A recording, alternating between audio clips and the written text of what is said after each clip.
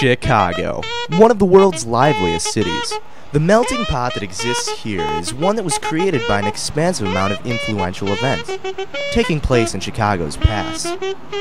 Perhaps the greatest of these events in shaping Chicago was the world's Columbian Exposition of 1893. In this special feature, we will discuss the ways the fair changed Chicago for best and for worst.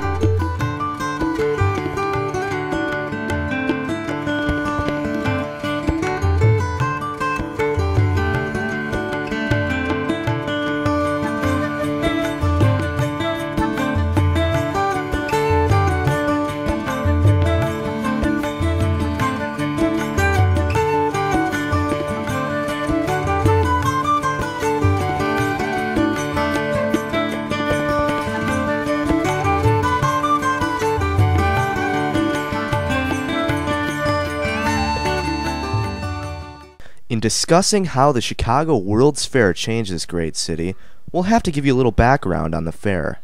The fair's primary motive was to commemorate the 400th anniversary of Columbus discovering the Americas. In addition, the American culture and society of the time was reflected throughout the monumental fair, and presented to people around the world the modern and postmodern America.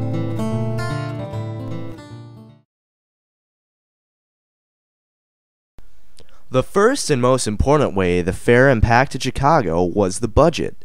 Competition over where the fair would be held raged with Chicago among St. Louis, New York City, and Washington, D.C. The reason being is that a fair of such grandeur would result in incredible economic benefits, including an increase in real estate value, and it would guarantee a large amount of commercial business and growth to the flourishing city. What eventually led Congress to vote for the fair to be held in Chicago was the fact that the city had garnered a large amount of funds for the fair. Approximately $5 million to be exact. Congress gave Chicago the fair, but explained they must raise at least an additional $5 million. One man took the challenge, a man named Lyman Gage. He raised several $1 million in Chicago's favor in a 24-hour period. An impressive feat, even in today's standards. The overall cost for the fair by the time it was concluded was over $27 million. The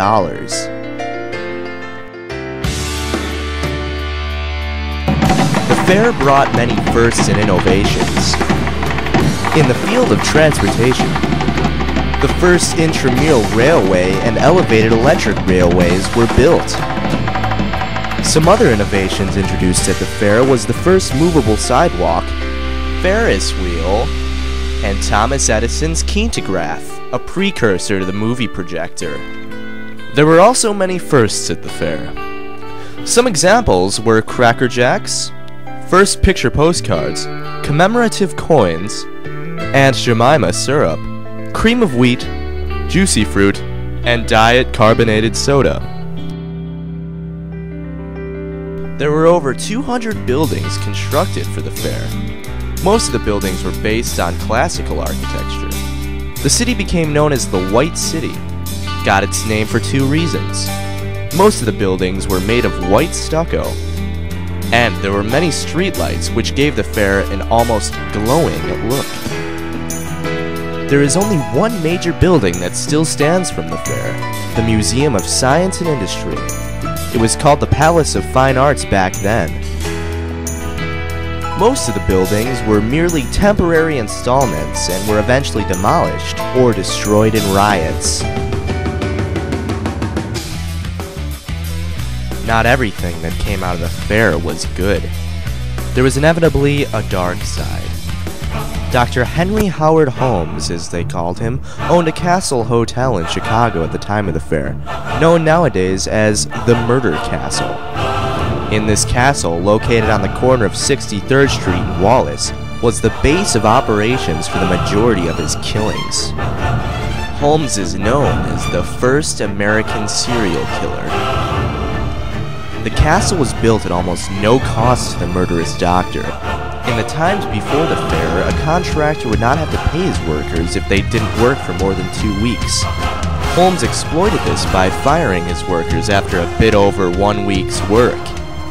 There were many passageways and winding hallways, even stairways that led to doors which opened to the outside of the building. He wasn't only an architectural genius, but he was a cold-blood killer, and what better place than the World's Fair to target young, vulnerable victims. One way of luring victims into his castle was putting ads in the paper offering jobs, or rooms at the hotel. He tortured women into telling him where their valuables were, and kept them as prisoners until whenever he felt like getting rid of them. One of the many ways he would do this was rigging soundproof bedrooms with gas lines, and locking them in vaults. Stop! Please! Sir, no! And listening to them scream until they suffocated.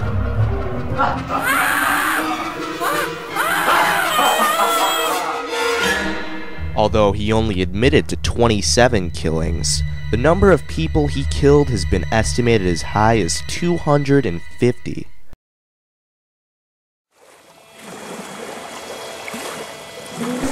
The Columbian Exposition was, and still is, one of the biggest events that have taken place in not only Chicago, but the entire nation.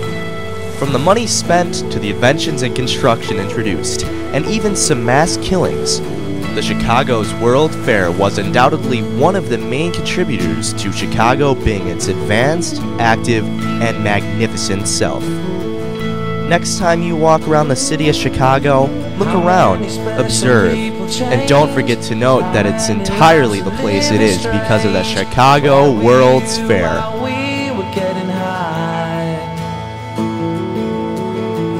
Slowly walking down the hall, faster than a cannonball. Where were you while we were getting high? Someday you will find